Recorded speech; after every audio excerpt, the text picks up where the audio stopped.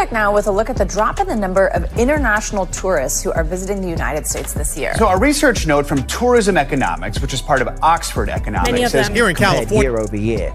Now, the exact reasons we should clarify are unclear, but February was the first date the president signed his first executive action to impose tariffs against Mexico, Canada, and China. Sure. Yes, there is one single reason, but many reasons around that one person, President Donald Trump, the Trump effect, turning visitors off to the U.S. It's political with his populist agenda. It's economic with his tariffs that would raise. Do you think some people are scared to come here because they hear the stories of tourists who are detained for a few days or even a week or two? We treat our tourists great. We're the tourism capital of the world. There's no place like this, and there may be a little bit of nationalism, but I doubt it. I actually doubt it. Here in California, international travel is predicted to decline by 9% this year, driven by higher tariffs imposed by the Trump administration and negative sentiment toward the U.S. You're coming in from Montreal? Yes. And how was the flight full? No, it was about 70% full. Have you noticed amongst your fellow Canadians that they are less interested in coming here? Yes. Many of them. Happy Sunday to you. If you live in an American tourist hotspot, you might not have noticed it yet, but tourism to the U.S. is on the decline. America's front doors have slammed shut. What was once the busiest crossroads of the world now stands eerily silent. Airports like JFK, LAX, and Miami, once buzzing with energy and movement, are shadows of their former selves. Empty halls stretch for miles, runways sit quiet, and ticket counters have no lines. Between 2023 and 2025, international traffic didn't simply slow down. It collapsed by an astonishing 60 to 80%. Gateways that once symbolized the nation's reach and influence have turned into ghost towns. The toll is staggering. $12.5 billion lost in international tourism this year alone. That's money no longer spent in hotels, taxis, restaurants, or the small businesses that depend on a steady flow of global visitors. The damage doesn't stop at aviation. It bleeds directly onto Main Street America. Look closer, and the shift is unmistakable. Travelers who once poured into New York, Los Angeles, and Chicago are landing elsewhere. Toronto, Dubai, Singapore, these are the hubs now rolling out the red carpet. America, meanwhile, rolled out tariffs and barriers. The airlines simply followed the money. Emirates, Lufthansa, and Singapore Airlines, once fixtures in U.S. skies, have cut routes and redirected their passengers to friendlier ground. With them went millions of travelers. The images tell the story better than any statistic. Terminals half-lit, gates abandoned, luggage belts stopped mid-spin. For the first time in modern history, America is no longer the automatic gateway to the world. The real question isn't whether this is temporary. It's whether the crown has already been passed. Airports aren't just places where planes take off and land. They are symbols of power, magnets for trade, and lifelines for communities. When they wither, the impact ripples outward, hitting jobs, local tax bases, and even America's reputation as the open door of the global economy. How did the nation that built the world's busiest aviation network lose its grip so quickly? Was it tariffs, visa restrictions, a failure to modernize? Or is it something deeper, an unwillingness to recognize that in the 21st century, isolation can cost as much as war? Consider JFK, once the crown jewel of the East Coast. For decades, it was a first impression of America, welcoming presidents, celebrities, and millions of international travelers. Today, it stands as a monument to decline.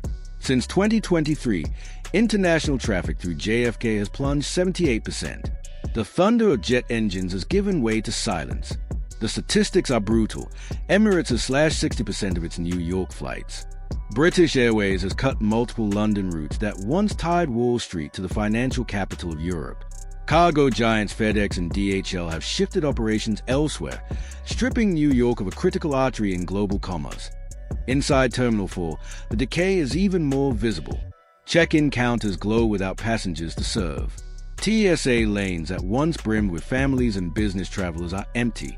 Immigration officers sit idle, booze collecting dust. What was once the beating heart of East Coast commerce now feels like a museum, an exhibit of American power in retreat.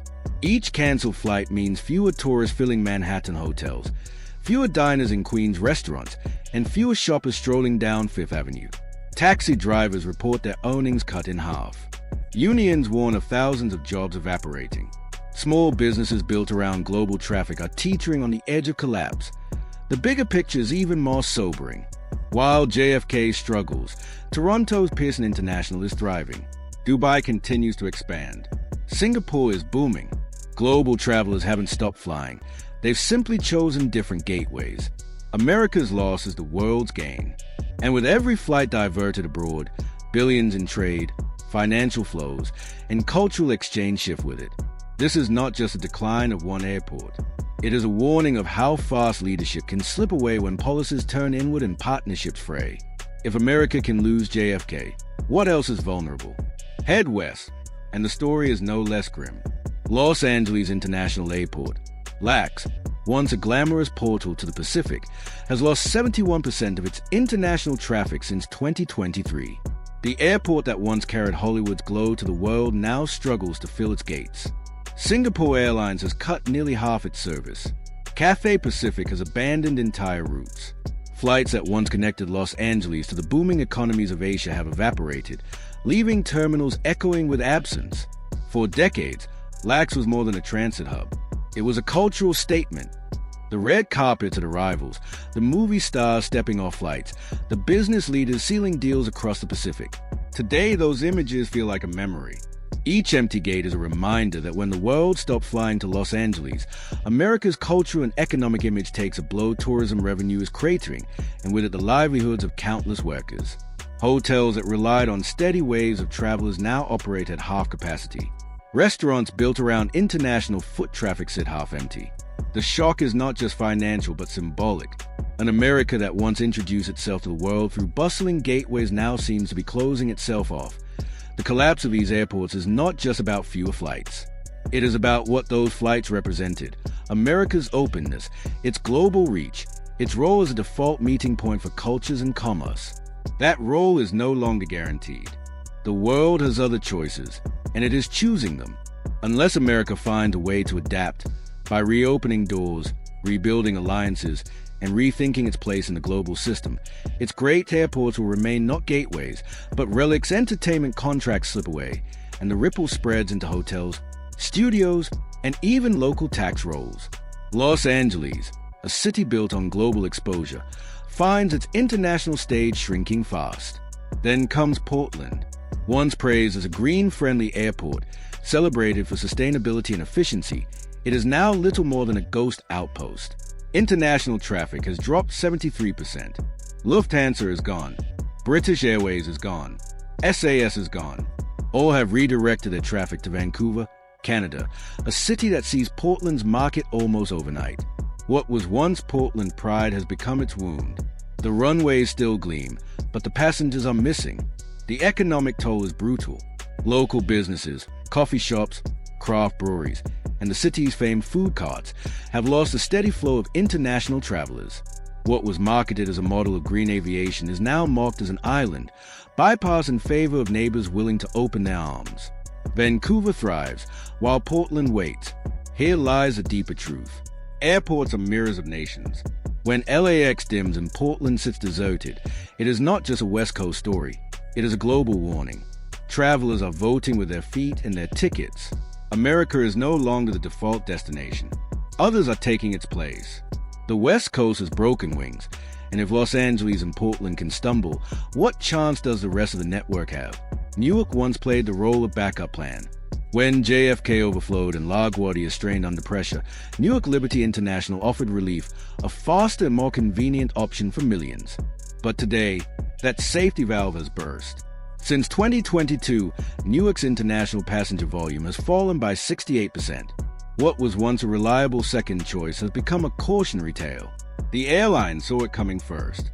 Emirates cut its Newark service in half. Virgin Atlantic pulled out completely. Swiss International abandoned its routes without looking back. These were not minor adjustments. They were signals that Newark had lost its place on the global map. Step inside the airport now, and the picture is chaotic. Security lines stretch for hours. Travelers report waiting more than 2 hours just to clear checkpoints. Flight schedules are being gutted, yet the few that remain run late or break down altogether. Bags pile high in corners. Gates sit dark and unused. The airport that once sold itself as the efficient alternative to New York City has become the very definition of inefficiency. The reputational damage is severe. International travelers vent their frustrations online, branding Newark a nightmare. Business passengers who once saw it as a smart alternative now reroute through Toronto or Dubai. Families heading to Europe book with Singapore Airlines through other hubs. The ripple is global. Toronto, Dubai, and Singapore, cities thousands of miles away, are quietly replacing Newark as transit centers for US-bound passengers and those now avoiding the US altogether. The economics are unforgiving. New Jersey businesses that relied on Newark's flow, hotels in Elizabeth, restaurants across Newark proper, taxi companies across the metro area are reporting steep losses. Local governments lose tax revenue even as Canada and the Middle East gain. The shift is not just about convenience. It is about billions in trade, tourism, and influence flowing elsewhere. When even the backup collapses, the problem is no longer isolated. It is systemic. Newark's fall is a signal of something larger, an unraveling of America's aviation network that mirrors a nation's struggle to maintain its global role. What was once a reliable lifeline has turned into an embarrassment. And if Newark can fail this quickly, what happens next to America's other fragile gateways? Further south, Miami tells a similar story. The jewel of South Florida, a city built on sun, sand, and the steady stream of Latin American travelers, is now struggling to keep its runways alive. International arrivals from South America have plunged 64% since 2023. LATAM Airlines has cut routes. Aviation has pulled services. With them went the lifeblood of Miami's economy. The effect is immediate. Luxury hotels that once ran at near full capacity now report occupancy below 40%. Entire beachfront properties sit half empty during peak season. Restaurants along Ocean Drive struggle to fill tables. Tour guides, taxi drivers, and shopkeepers report their earnings cut in half. For a city that marketed itself as America's playground, the silence is devastating. And the damage is not just financial but reputational. Miami, along the bridge between the US and Latin America, is ceding ground to Panama City, Bogota, and even Mexico City. These hubs have stepped in to capture the flows Miami has lost. Look further north, and Boston tells the same tale. Logan International, once a proud hub of transatlantic travel and academic exchange, has seen its international passengers collapse by 59%. The pattern is unmistakable. City by city, airport by airport, America's global reach is contracting, leaving a vacuum that others are more than willing to fill. The most painful cuts are not in tourism, but in students and researchers. Harvard, MIT, and Boston University, pillars of global education, are reporting steep drops in foreign enrollment. Without a steady inflow of students, Boston's research labs and biotech startups are losing more than tuition. They are losing talent, innovation, and the partnerships that once fueled breakthroughs. Airlines confirmed the shift. Aer Lingus has slashed 40% of its Dublin service. Air France cancelled its Paris route outright. For international students from Europe, Asia, and the Middle East, Boston is no longer an easy first stop. Many are rerouting through Toronto or London, draining away the intellectual energy that once elevated Boston into a global academic capital.